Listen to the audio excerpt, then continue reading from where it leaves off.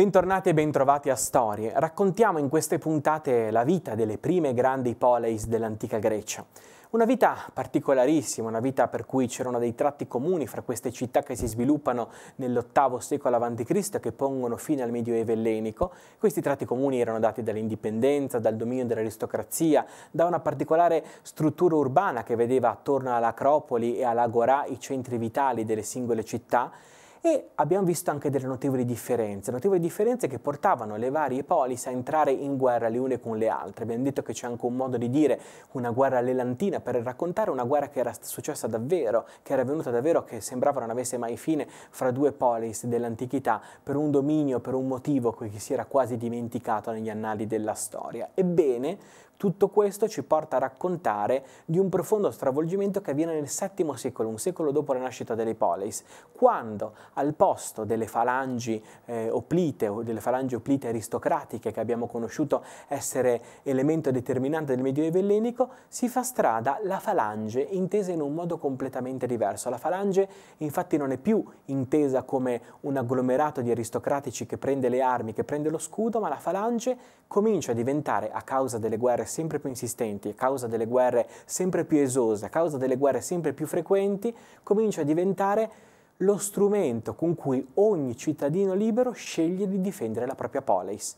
È importante perché succede qualcosa di impercettibile ma di fondamentale. L'identità culturale che nel mondo antico era dettata da un comune sentire riguardo alla vita, riguardo alla morte, diventa adesso l'opportunità, cioè se tu hai un comune sentire riguardo alla vita e alla morte, se tu condividi con me la tua casa, se tu siedi con me nell'assemblea che determina la vita della città, allora anche tu, chiunque tu sia, devi avere la possibilità di prendere in mano le armi e di difendere questa comune patria.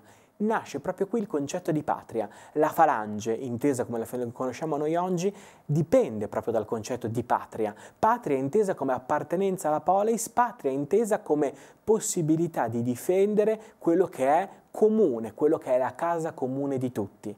Per cui l'esercito nel VII secolo diventa da un esercito aristocratico capace di prendere lo scudo a un esercito fatto di persone che a un certo punto hanno un unico requisito fondamentale, quello di potersi procurare delle armi, magari non per proprietà terriera, non perché discendono da nobili famiglie, ma perché hanno lavorato, perché hanno messo da parte dei soldi, perché hanno commerciato, perché hanno fatto qualcosa che li ha resi capaci di comprarsi che cosa? Di comprarsi lo scudo e la lancia, che erano fondamentali degli opliti, ma anche un elmo, fondamentale anche per loro, e degli schinieri, gli schinieri che potevano difendere sia il petto sia le gambe. Ecco, tutte queste armi, e poi le armi affilate erano fondamentali a coronamento di tutto questo, tutte queste armi erano necessarie per poter combattere, per poter far parte della falange oplitica, la falange come la conosciamo noi oggi.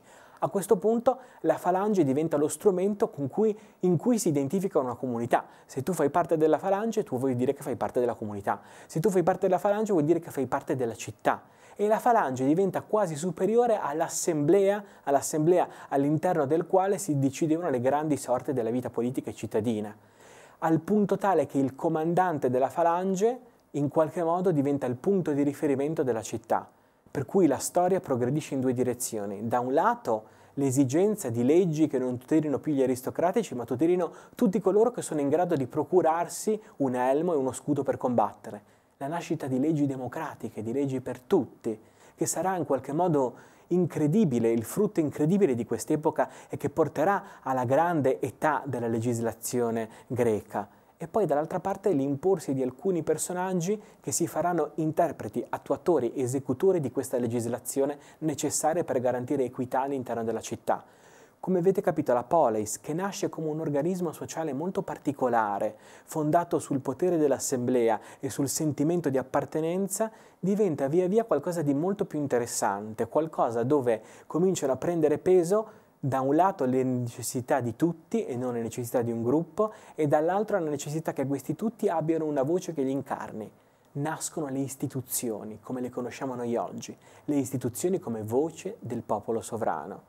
Interessante come tante cose che conosciamo nascano, interessante riscoprirle qui a Storie.